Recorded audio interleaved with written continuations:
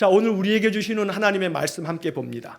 오늘 우리에게 주시는 하나님의 말씀은 사도행전 24장 24절에서 27절까지의 말씀입니다. 사도행전 24장 24절에서 27절까지의 말씀을 봉독하겠습니다. 수일 후에 벨릭스가 그 아내 유대 여자 두루실라와 함께 와서 바울을 불러 그리스도 예수 믿는 도를 듣거늘 바울이 의와 절제와 장차 오는 심판을 강론하니 벨릭스가 두려워하여 대답하되 지금은 가라. 내가 틈이 있으면 너를 부르리라 하고 동시에 또 바울에게서 돈을 받을까 바라는 고로 더 자주 불러 같이 이야기하더라. 이때가 지난 후 보르기오 베스도가 벨릭스의 소임을 이어받으니 벨릭스가 유대인의 마음을 얻고자 하여 바울을 구류하여 두니라. 아멘. 자, 여러분 지난주일 설교 제목이 혹시 기억나세요? 바울의 뭐였지? 네? 거기까지만 기억나세요? 바울의 그다음 뭐였을까요? 지난 주일날 일주일이 좀 길죠? 일주일까지 기억해내라고 하는 목사의 요구가 조금 너무 야속해요? 그래요. 바울의 뭐요? 해석과 결정. 여담이지만 설교의 주제하고는 특별히 관계는 없지만 목사가 설교를 구성하고 기도하면서 준비하면서 제일 마음에 신경 쓰이면서 고민하면서 마지막에 결정하는 게 뭐라고요? 설교 제목이에요. 설교 제목. 그 설교 제목 속에 뭔가 그 메시지에 무언가를 담고자 하는 마음의 기도가 있어요. 그러니까 일주일 동안에 다른 건 몰라도 지난주 설교 제목을 기억하면 좋겠다. 왜냐하면 우리 교회의 설교는 지금 여러 해 동안에 올해가 5년 차예요. 성서 유니온의 매일 성경을 가지고서 아침 설교도 새벽에 쭉 이어하고 주일날도 주일 본문으로 하고 연속적으로 쭉 성경을 이어서 신구약 66권을 지금 다 내년만 하면 66권이 끝나는 거예요. 자, 이렇게 이제 5년 차가 오기 때문에 전주의 설교의 제목은 이번 주하고도 연결이 되어지기 때문에 제가 시작하면서 이제 이 말씀을 한번 드리고 시작하는 겁니다. 자, 바울의 해석과 결정. 근데 그 바울의 해석이라 하면 지난주에 설교 이야기는 이제 지난주에 기억 안 나면 또 한번 더듬어 보면 참 그런 열심이 있으면 좋겠고, 자, 여기서 이제 해석이라고 하는 말이 나오는데, 자, 성경의 이야기는 구약 성경은 3,000년, 3,500년 전의 얘기예요. 신약 성경은 2,000년 전의 이야기예요. 여러분, 요즘에는 쌍둥이로 태어나도 언니, 동생, 형, 동생 사이에도 세대차를 느낀다면서요. 쌍둥이도 태어나도 세대차를 느낀다고 우스갯말로 만들어낸 얘기인지 몰라도 그만큼 시간의 공백은 이해하기 어려운 큰 간극이 있다 이 말이에요. 하물며 2000년의 세월이라면 그 2000년 전의 사람들의 그 상황과 그들의 이야기들을 우리가 지금 옛날 얘기를 읽고 있는 거예요. 여러분 생각해 보세요. 난중일기를 제가 오늘 이렇게 이순신 장군께서 이렇게 난중일기를 썼는데 이 난중일기의 한 토막이 이렇습니다 하고서 제가 역사 여기를 쫙 얘기를 들려드린다면 그 옛날 지금으로부터 거의 400년이 넘는 그 이야기를 하는 건데 그것도 옛날이요 그럴 거예요. 하물며 2000년 전의 얘기예요. 자, 왜 이 말씀을 드리냐면 이 오늘 본문의 이야기도 2000년 전의 이야기인데 결국 이 2000년 전에 있었던 이 사건, 이 이야기들은 그 당시에 배경이 있고 그 당시에 어떤 문화가 있고 그 당시 사람들의 관심사가 있고 한마디로 말하면 그 당시에 상황이 있다는 거예요. 근데 그 2000년 전 사람들의 이야기를 읽고 생각하면서 여기서 우리가 은혜를 받는다 이 말이에요. 그러려면 2000년 전의 이야기가 적혀있는 이 성경을 볼 때마다 구약 성경은 3000년, 3500년 전의 이야기를 볼 때마다 하나님 내 마음속에 이 말씀이 오늘 나의 마음에 오늘 나의 삶의 이야기로 들려지게 해주세요. 느껴지게 해주세요. 하고 기도하셔야 돼요.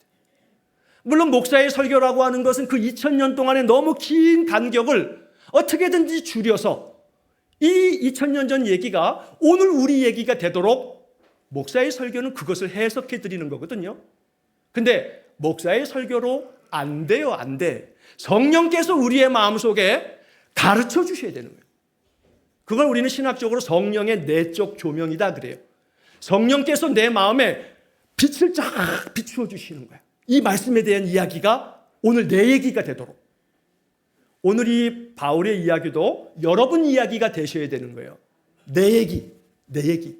이 이야기는 바울의 얘기인데 이 얘기가 어떻게 내 얘기가 되는가, 이런 점에 초점을 맞추면서 성경을 묵상하는 거라 이 말이죠. 자, 오늘 이야기는 바울이 3차 선교 사역을 마치고 예루살렘으로 갔어요. 바울을 파송한 교회는 안디옥 교회잖아요. 저 수리 안디옥. 근데 왜 예루살렘으로 가냐 하면, 또 예루살렘으로 가면 결박과 또 많은 환난이 있을 거라는 것을 성령께서 많은 선지자와 제자들을 통해서 알려줬지만 마다하지 않고 예루살렘으로 갔어요. 이유 중에 하나는 선교 여행 중에 저 마게도냐와 소아시아의 그 교회들이 헌금을 모아줬거든요. 왜냐하면 예루살렘에 흉년이 들어서 그들이 많이 어렵다는 얘기를 듣고 예루살렘 교회의 성도들을 돕기 위해서 모아진 헌금을 예루살렘 교회에 전달을 해야 돼요. 그래서 예루살렘에 가야 돼요. 그래서 예루살렘까지 왔는데 문제는 여기서 이제 이게 막 일이 막 이제 흐트러지는 거죠. 아시아에서부터 온 유대인들, 그 아시아라는 것이 튀르키예, 옛날에 말하면 터키, 거기에 에베소 교회도 있고 골로새 교회도 있고 여러 교회들, 물론 그 외에도 여러 교회에서 특히나 이 아시아 지역에 있었던 교회들, 이 교회들이 1차 선교 여행 때 그 여러분 이야기를 기억하실 거예요. 비시디아 안디옥과 이고니온과 루스드라와 버가와 이런 데서 심지어 바울을 돌로 쳐서 죽을 뻔했잖아요. 이 사람들이 유대인이기 때문에 명절 되면 예루살렘 찾아오거든요. 왔더니 바울이 여기 와 있는 거예요. 그래서 이 바울을 고발하고 계속해서 바울을 고통스럽게 만들어요. 그래서 이 문제 때문에 소란이 벌어지니까 천부장 루시아가 바울을 자기 영내로 데리고 들어갔잖아요. 근데 계속해서 문제가 발생해서 지난주에 얘기를 쭉 살펴보다 보면, 그래서 이 바울을 그대로 냅두면 이 사람들이 중간에서 죽이겠다는 음모를 전해 듣고서 가이사랴에 있는 벨릭스 총독에게 보냈잖아요. 군사 470명까지를 호위 군대까지로 이렇게 보호해 가면서 말이에요. 자, 그렇게 해서 가이사랴의 당도에 왔어요.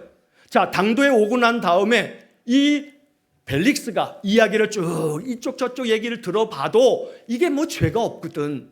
근데 풀어줘야 되는데 자기가 풀어주면 또 무슨 원성을 살지 몰라요. 그러니까 하는 말이 천부장이 올 때까지 기다릴게. 천부장이 오면 이 문제를 처리하지. 이러면서 이제 하루 이틀을 계속 미루는 거예요. 자, 그러면서 이제 오늘 본문 24절로 넘어오는 거예요. 그동안에 지난 주간에 쭉 이야기를 제가 이렇게 쭉 정리했어요. 자, 며칠이 지난 다음에 벨릭스가 자기 아내 유대 여자 두루실라와 함께 와서 바울을 불렀어요. 그래서 그리스도 예수의 믿는 도를 듣는다 이 말이에요. 자, 이 총독 벨릭스는 로마 사람인데 이 사람의 아내가 유대 여자 두루실라라고 이렇게 돼 있어요. 이 두루실라에 대해서는 성경에 뭐 또 다른 어떤 다른 데 이름이 나오지는 않는데, 이 사도행전 12장에 보게 되면 세베대의 두 아들 야고보와 요한이 있죠. 예수님의 12제자 중에. 근데 그 야고보 사도를 죽인 자가 있어요. 그래서 교회의 첫 번째 순교자가 됐던 바로 이 야고보 사도, 그 사도를 죽일 때 누가 죽였냐 하면 헤롯 왕이 죽였다라고 돼 있어요. 사도행전 12장 1절에 나오는데, 그 헤롯 왕이 죽였다라고 하는 헤롯 왕은 누구냐면 아그리빠 1세라는 사람이에요. 성경에 헤롯이 많이 나와요. 사도행전에도 헤롯이 여러 이름이 나와요.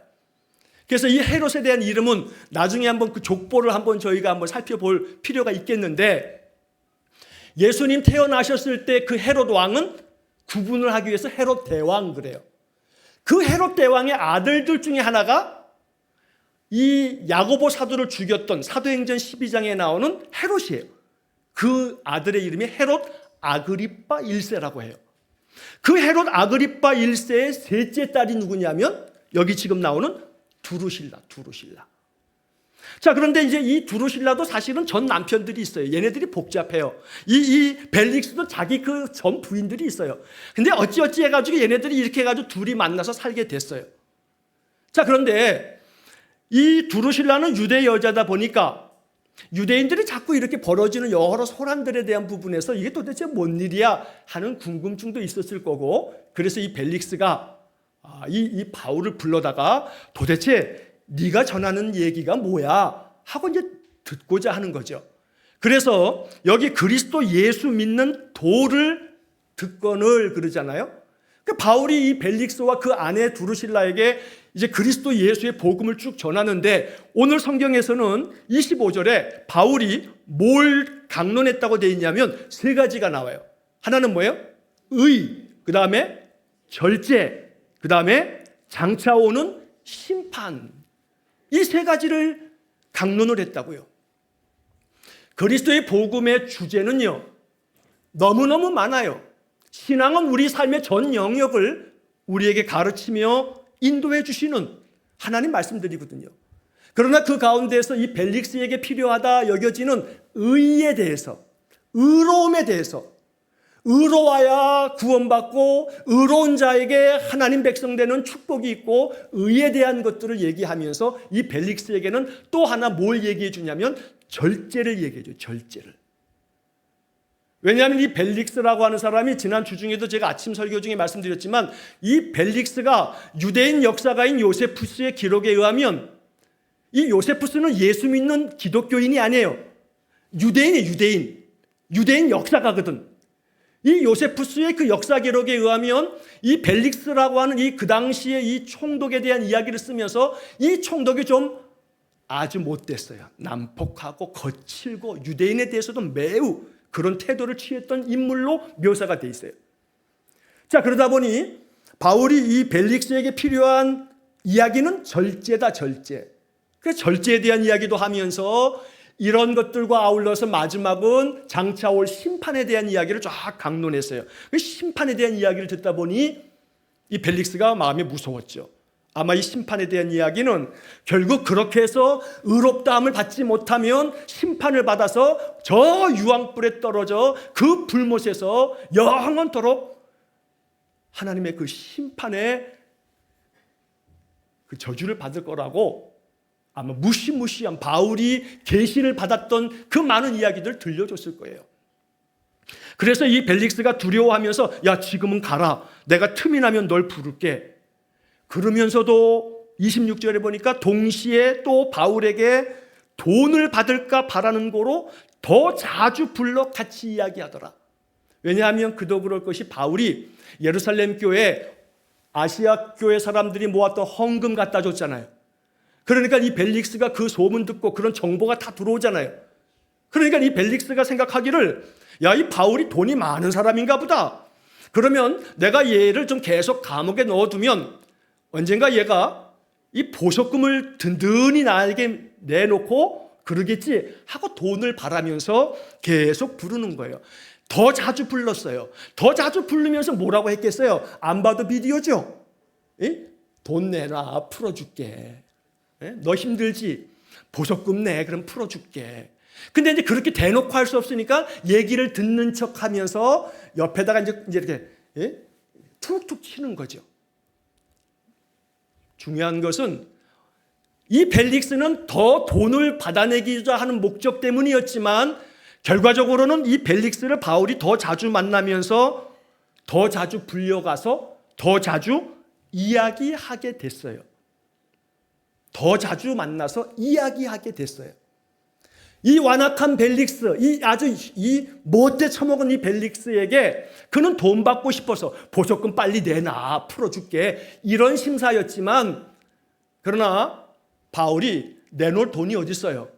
그러니 계속 불려갈 때마다 아마 벨릭스가 계속해서 옆구리 치면서 뭐 그런 마음을 자꾸 이제 신호를 보냈을 거예요, 아마. 그러나 바울은 계속해서 부를 때마다 가서 그 사람하고 얘기하면서 뭘 이야기하냐면 예수 그리스도의 도를 쭉 얘기해요. 자, 그러다가 결국은 몇 년이 지났어요. 27절의 말씀을 보면 이태가 지난 후 요즘 아이들은요, 이 문해력이 떨어져가지고, 다는 아니지만, 그래서 이 단어들이 무슨 뜻인가 모르는 일들이 많대요. 사생대회를 개최하겠습니다. 학교에서 그러면 사생대회, 그러면 옛날에 우리 그림 그리러 나가는 대회를 다 사생대회라고 했거든. 사생대회, 그럼 뭐 사생 결단하고 뭐 모르는, 뭐 그러는 거냐고 막 이러는 둥, 이게 이 단어 뜻을 모르는 경우들이 이제 자주 있다고 그러던데, 이태가 지난 후, 그러면 그 이태가 몇 년인지 모르는 경우가, 여러분들은, 어른들은 에이 설마, 그런데 진짜래요. 진짜. 금일 그러면 금일이 뭔지 모르고, 이튿날 그럼 이튿날이 뭔지 모른다. 이튿날 그걸 모른대요. 진짜로요. 자, 이태가 지났어요. 이태 그러면 이거 뭐 얼마예요? 이게 2년이 지났어요. 2년 동안 돈을 받을까 해서 계속해서 바울을 이제 그러고 있는 거죠. 그러니까 그 2년의 세월이 지나가면서 이제 그 2년이 지나다 보니까 이 보르기오 베스도가 벨릭스라고 하는 사람에 이어서 총독이 바뀌게 됐어요. 그래서 총독이 바뀌가 되어지는 이 즈음까지도 이 벨릭스는 마지막 표현에 벨릭스가 유대인의 마음을 얻고자 하여 바울을 구류하여 두니라. 오늘 설교의 그 제목은 제가 이 마지막 27절의 마지막 부분을 보면서 이런 묵상 가운데 이 제목으로 함께 말씀을 나누는 거예요. 2년 동안이나 이 벨릭스는 바울이 죄가 없다는 것을 알매도 불구하고 그냥 가두어둬요. 2년 동안 구류하여 두니라. 자, 세번역 성경, 여러분 주보 안쪽에 세번역 성경의 번역으로 맨 마지막을 보면 뭐라고 되어 있냐면, 벨릭스는 유대 사람의 환심을 사고자 하여 바울을 가두어 둔 채로 내버려 뒀다. 내버려 뒀다. 쉬운 성경의 번역을 보면 바울을 그대로 감옥에 가두어 두었습니다. 몇 년 동안요? 2년 동안. 2년 동안. 깝깝스러워요. 2년 동안에 감옥에 있는 것이 이게 얼마나 괴로운 일이겠어요. 그러나 바울은 그 2년이라고 하는 이 시간을 보내면서 성경은 2년 동안에 바울이 어떻게 보냈을까를 얘기해 주지 않아요. 우리는 성경을 행간을 읽어야 돼요. 2년 동안 바울은 뭐 했을까? 2년 동안 바울의 마음은 어땠을까? 여기 지금 이 얘기하고 있는 이태가 지난 후에 베스도가 벨릭스의 후임으로 오게 되는데, 그때까지도 이 벨릭스는 바울을 감옥에 가두어뒀다고요. 구류하여 뒀어요. 세번역 성경의 번역대로 한다면 가두어둔 채로 내버려뒀다. 재판을 신속하게 진행 안 해요. 왜? 뭐 때문에요? 벨릭스는 돈 받으려고. 죄가 없는 거 알지만. 그러나 바울의 입장에서는 2년 동안 계속해서 내버려둔 채 감옥에 갇혀 있다고요. 이 바울에게 있어서 2년. 성경은 그 2년 동안의 이야기를 전하고 있지 않지만 2년 동안 이렇게 구류하여 두었다는 표현으로 끝나지만 우리의 상상력은 2년 동안 바울이 무슨 생각했을까? 2년 동안의 바울의 마음은 뭐였을까? 지금 이 얘기가 2000년이 지난 나에게 무슨 의미가 있는 걸까? 이렇게 이 말씀으로 이제 들어가는 거죠. 결론은 이런 거예요. 오늘 설교의 제목은 뭐냐면 멈춤과 재충전의 시간이에요. 하나는 뭐예요? 멈춤. 멈추는 게 뭐예요? 말 그대로 멈추는 거죠. 스톱.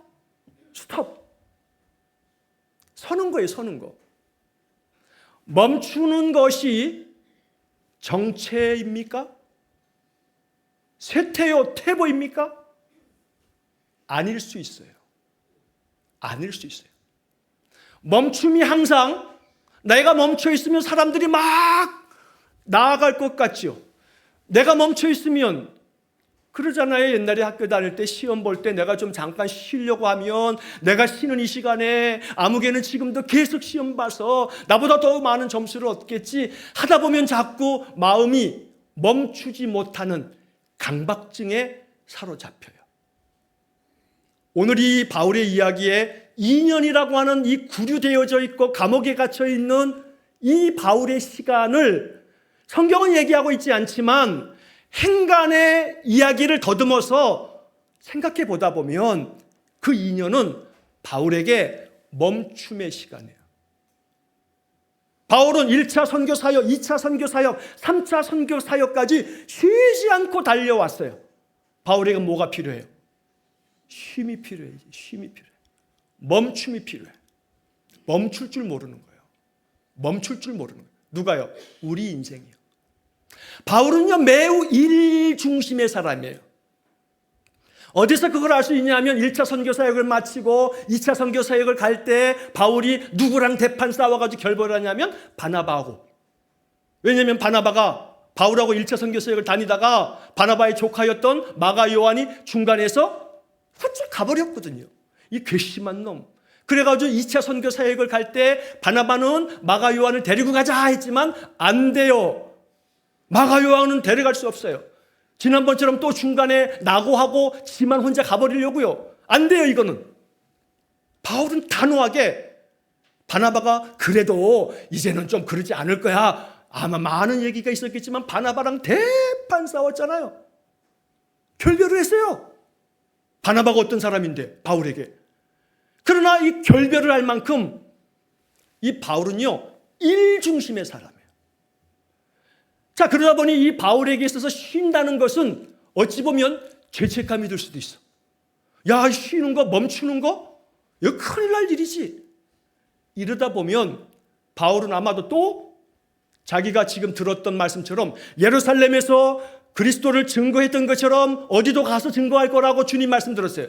로마에 가서도 증거해야 된다 라는 이야기를 들었거든요. 그러나 하나님은 그 로마로 가는 그 바울의 길을 멈추게 하셨어요. 가이사랴에서.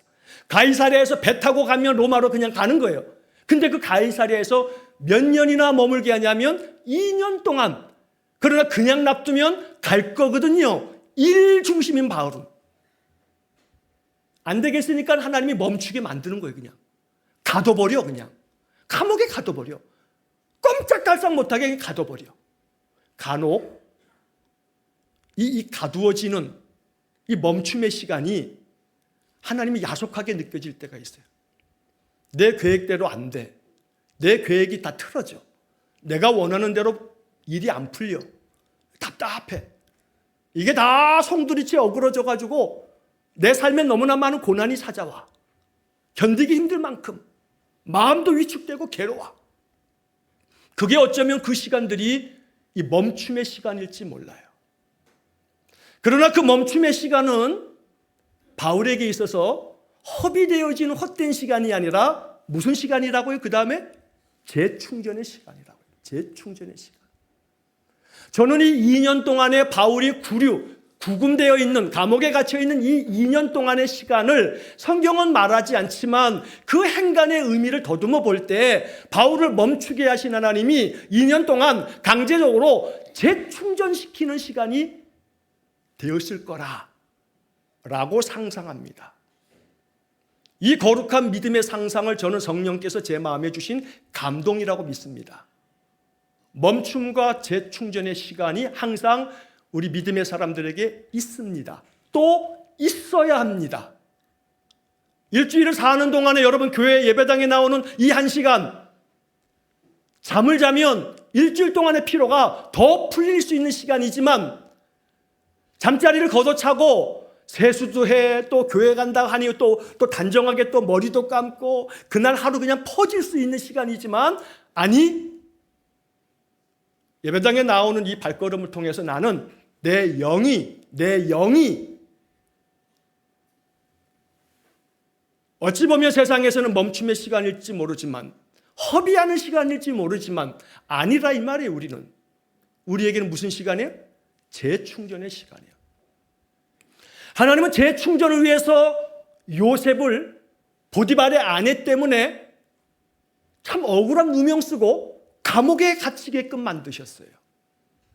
이런 것들이 필요하지 않은 하나님이에요. 이런 거 없어도 돼요. 하나님 그렇게 하실 수 있어요. 하지만 하나님은 이 요셉을 감옥에다 그냥 쳐넣으세요. 참 못된 제명에 누명을 쓰고 말이죠.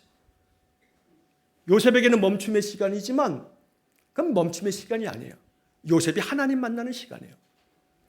예수님이 사역을 시작하면서 세례를 받으시고 딱 올라올 때 하늘이 열리고 이는 내 사랑하는 아들이요 내 기뻐하는 자라 하는 음성까지 막 들었어요. 그러면 그 성령의 감동으로 충만한 예수님이 세례받고 이제 사역을 시작하면 되잖아요. 그런데 마태복음 4장은 뭐라고 얘기하냐면 성령에 이끌리어 마귀에게 시험을 받으셨어요.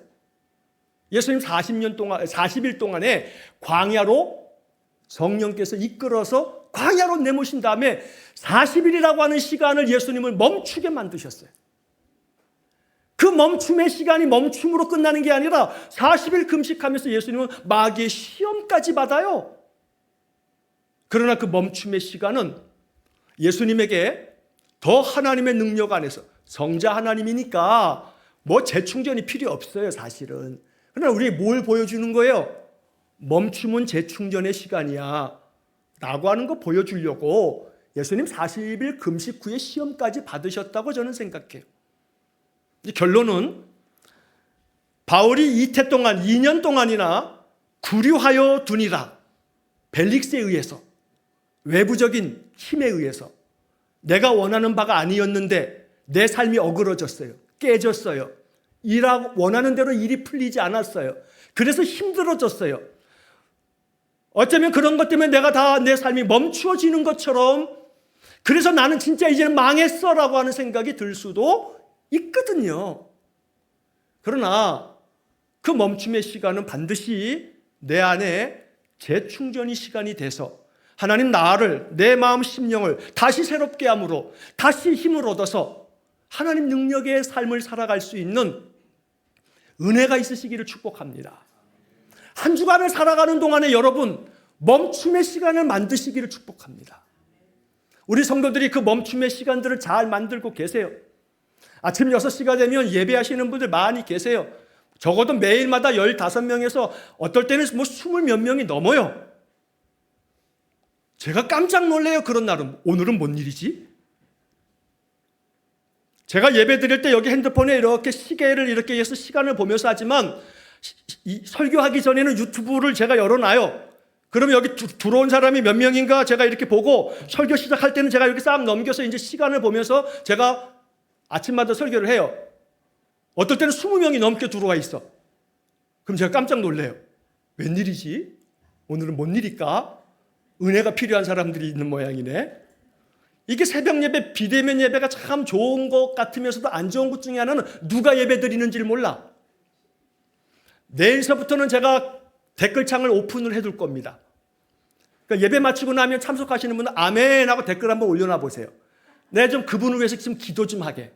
이렇게 멈춤의 시간을 가지니 감사하다 해서. 왜냐하면 대면 예배 드리면 얼굴을 이렇게 보니까 아무개분이 오셨구나. 한 마음에 기도하는 마음으로 그 얼굴을 보는데 누군지는 모르니까, 누가 예배하는지 모르니까. 자, 이 얘기는 중요한 게 아니고 아침 6시 되면 예배 드려. 40분, 45분쯤 되면 그러면 조금 있다가 50분 되게 되면 카톡이 울려. 그러면 또 아침 기도문 받아서 아침 기도문 받으면 또 아침 기도문 또 그 시간에 또 이제 여기저기 이제 막 전달을 해.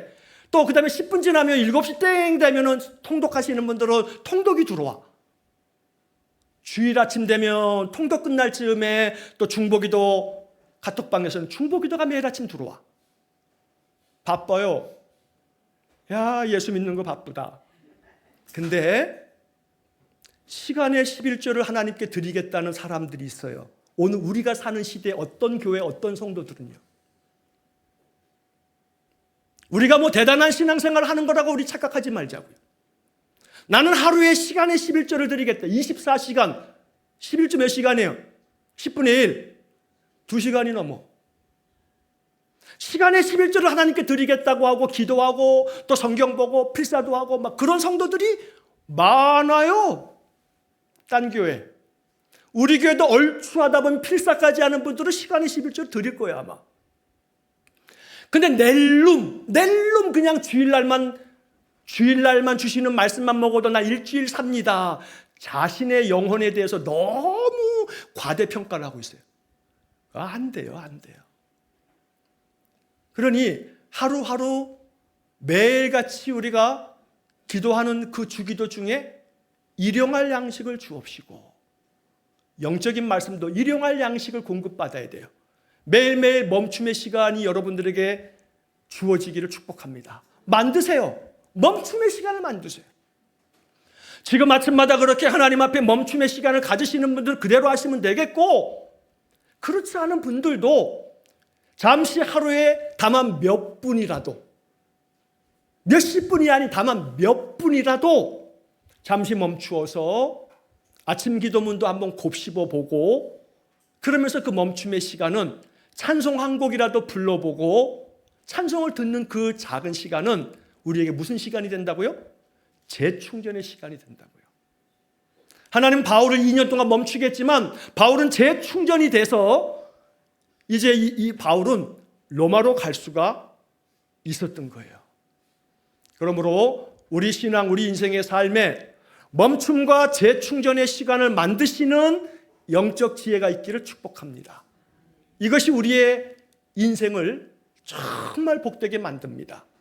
그러므로 거룩한 주일을 지키는 것뿐만 아니라 매일매일마다 멈춤의 시간을 통해서 하나님의 은혜를 공급받고 하나님 만나는 시간 되어서 우리 심령이 재충전되므로 날마다 그날 하나님 은혜 안에서 승리하는 우리 여러분 되시기를 주의 이름으로 간절히 축원합니다. 기도하겠습니다. 하나님, 2000년 전의 바울의 이야기가 오늘 나에게 어떤 의미가 있어야 할지 마음 깊이 묵상합니다.